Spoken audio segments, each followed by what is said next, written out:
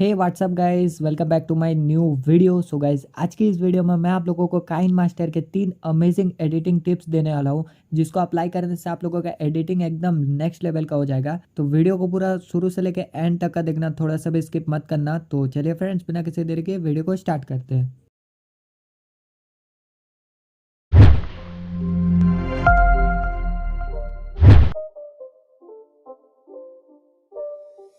It's not a game, it's a rich thing.